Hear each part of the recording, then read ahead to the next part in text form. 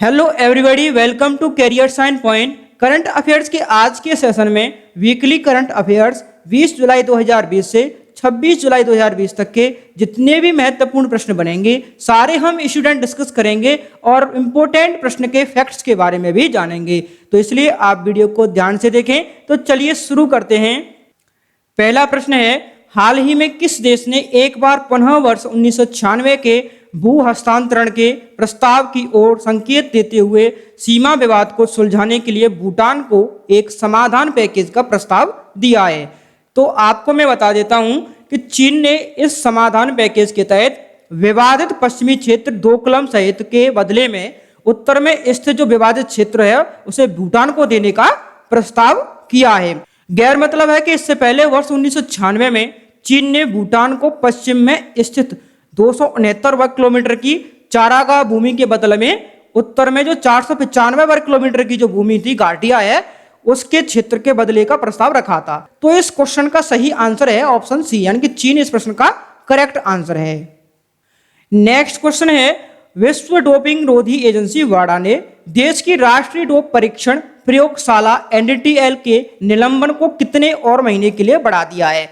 वाडा ने देश की राष्ट्रीय डोप परीक्षण प्रयोगशाला NDTL के निलंबन को 6 और महीने के लिए बढ़ा दिया है। अच्छा, वाडा ने यह भी कहा है, क्यों बढ़ाया है, कि प्रयोगशाला के अंतर्राष्ट्रीय स्तर के अनुरूप नहीं होने के कारण यह निलंबन बढ़ाया गया है। किसके कारण बढ़ाया गया है? कि प्रयोगशाला के अंतर्राष्ट्रीय स्तर के अनुरूप नहीं होने पर इसका निलंबन बढ़ाया गया है। तो इस क्वेश्चन का सही आंसर है ऑप्शन बी, यानी 6 महीने के लिए निलंबन बढ़ा दिया गया है।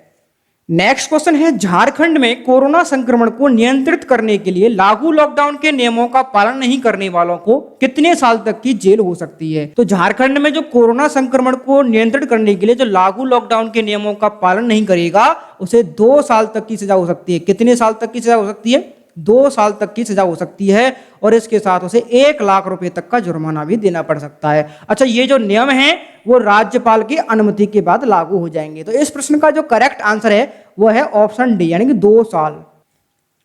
नेक्स्ट क्वेश्चन है, पुदुचेरी सरकार ने कोरोना से मरने वाले व्यक्ति के परिजनों को निम्न में से कितनी आर्थिक सहायता प्रदान करने की घोषणा की है? तो कितनी आर्थिक सहायता प्रदान करने की घोषणा की है पुदुचेरी सरकार ने? तो आपको बता देता हूं कि पुदुचेरी के मुख्यमंत्री वी नारायण स्वामी, पुदुचेरी के मुख्यमंत्री कौन है? वी नारायण स्वामी ने हाल ही में विधानसभा में घोषणा की है कि कोरोना संक्रमण के चलते जान गंवाने वाले लोगों के परिजनों को मुख्यमंत्री राहत कोष से 1 लाख रुपए तक की आर्थिक मदद मुहैया कराई जाएगी। तो पुदुचेरी सरकार ने 1 लाख रुपए तक की आर्थिक सहायता प्रदान करने की घोषणा की है। तो इस प्रश्न का सही आंसर है ऑप्शन ए, 1 लाख रुपए। अच्छा, मैं इसके बाद एक बात और बता देता हूं कि संक्रमण से ठीक होने की जो दर है, यानी कोरोना वायरस के संक्रमण से ठीक होने की जो दर है वो अब 63.18% पहुंच गई है। तो ये आप आंकड़ा ध्यान रखेंगे। नेक्स्ट क्वेश्चन है, हाल ही में किस राज्य सरकार ने मुख्यमंत्री घर घर राशन योजना शुरू करने का निर्णय लिया है? तो इस प्रश्न का सही आंसर है ऑप्शन डी, यानी दिल्ली।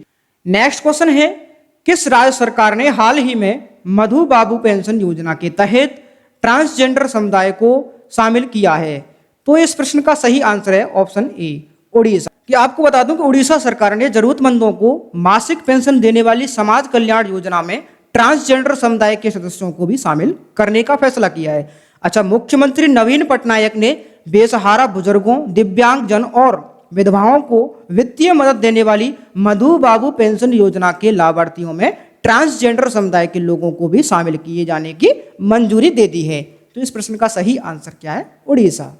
नेक्स्ट क्वेश्चन है, जम्मू और कश्मीर प्रशासन ने शहरी स्थानीय निकायों और पंचायती राज संस्थाओं के सभी निर्वाचित सदस्यों को कितने लाख रुपए जीवन बीमा कवर की घोषणा की है? तो इस प्रश्न का सही आंसर है ऑप्शन बी, 25 लाख रुपए। यानी कि जम्मू कश्मीर प्रशासन ने एक बड़े फैसले में पंचायती राज संस्थाओं और शहरी स्थानीय निकायों के निर्वाचित प्रतिनिधियों के लिए 25 लाख रुपए के बीमा कवर की मंजूरी प्रदान कर दी है। जैसे कि आतंकवादी घटना में मौत होने पर यह राशि संबंधित प्रतिनिधि के परिजनों को मिलेगी। तो यह सुविधा जम्मू एंड कश्मीर प्रशासन ने की। नेक्स्ट क्वेश्चन है, किस देश ने हाल ही में हांगकांग के साथ अपने प्रत्यर्पण की व्यवस्था को निलंबित कर दिया है? तो इस प्रश्न का सही आंसर है ऑप्शन सी, ब्रिटेन। जैसा कि चीन द्वारा हांगकांग पर नया राष्ट्रीय सुरक्षा कानून लगाए जाने के बाद ब्रिटिश विदेश मंत्री डोमिनिक राव, कौन? ब्रिटिश विदेश मंत्री डोमिनिक राव, उसके हांगकांग के साथ ब्रिटेन की प्रत्यर्पण संधि को निलंबित कर दिया है। अच्छा, चीन के साथ तनाव बढ़ने के बीच ब्रिटिश विदेश मंत्री डोमिनिक राव ने कहा है कि पहले की तरह अब चीजें नहीं हो सकती, पहले की तरह चीजें अब नहीं हो सकती। चीन द्वारा जून में हांगकांग को राष्ट्रीय सुरक्षा कानून के दायरे में लिए जाने से अब यहाँ पर कोई प्रदर्शन या कोई प्रदर्शन करता है सरकार के खिलाफ या सरकार के विरोध में, तो वह विरोधी बयान दंडनीय अपराध माना गया है। नेक्स्ट क्वेश्चन है, भारत और किस देश ने साइबर हमलों से निपटने में सहयोग बढ़ाने के लिए एक समझौते पर हस्ताक्षर किए हैं? भारत और इजरायल ने, ऑप्शन डी इस प्रश्न का सही आंसर है।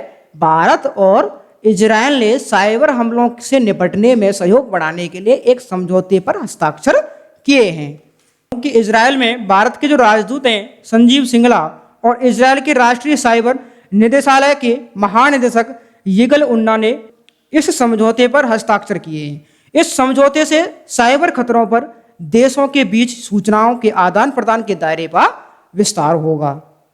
नेक्स्ट क्वेश्चन है, फीफा ने घोषणा की कि 2022 विश्व कप किस देश में आयोजित किया जाएगा? तो इस प्रश्न का सही आंसर है option A, Qatar. Next question है, प्रधानमंत्री नरेंद्र मोदी के सोशल साइट ट्विटर पर 6 करोड़ फॉलोअर के साथ निम्न में से किस स्थान पर पहुंच गए हैं?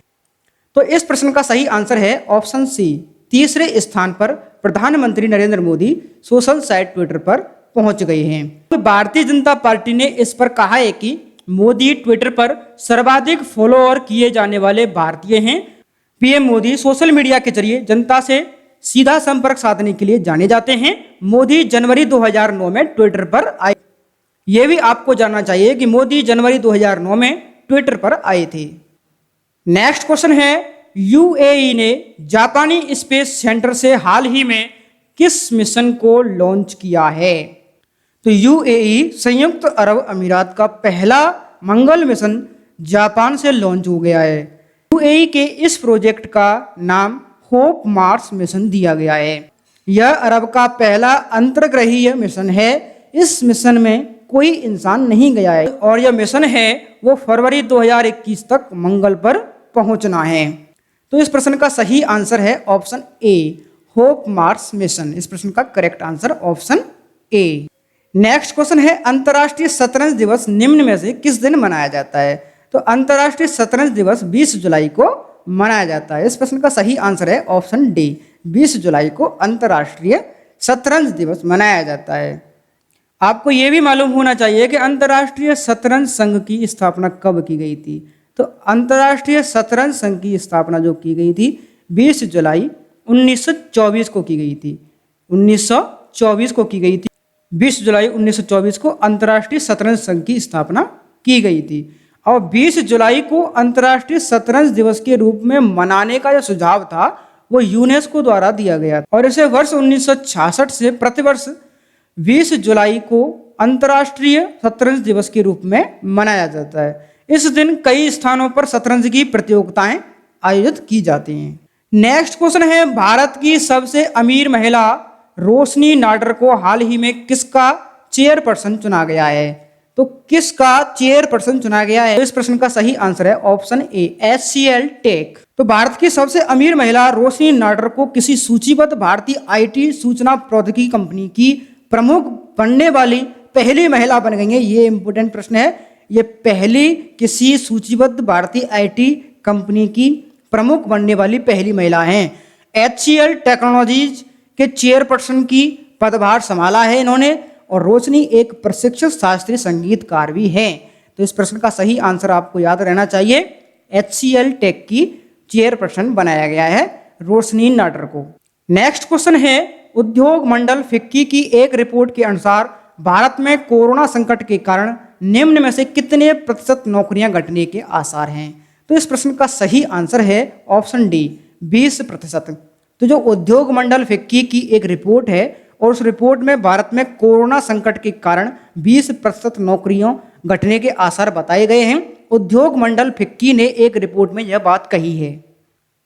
नेक्स्ट क्वेश्चन है, किस आईआईटी संस्था ने इनक्यूबेटेड स्टार्टअप के साथ मिलकर एक पोर्टेबल हॉस्पिटल यूनिट तैयार किया है? तो इस प्रश्न का सही आंसर है ऑप्शन बी, आईआईटी मद्रास। कि आईआईटी मद्रास ने इनक्यूबेटेड स्टार्टअप के साथ मिलकर एक पोर्टेबल हॉस्पिटल यूनिट तैयार किया है और इसे 2 घंटे के अंदर 4 लोगों की मदद से आसानी से कहीं भी लगा सकते हैं। अच्छा, इस फोल्डेबल पोर्टेबल अस्पताल को मेडिकेव नाम दिया गया है, ये भी आप याद रखें।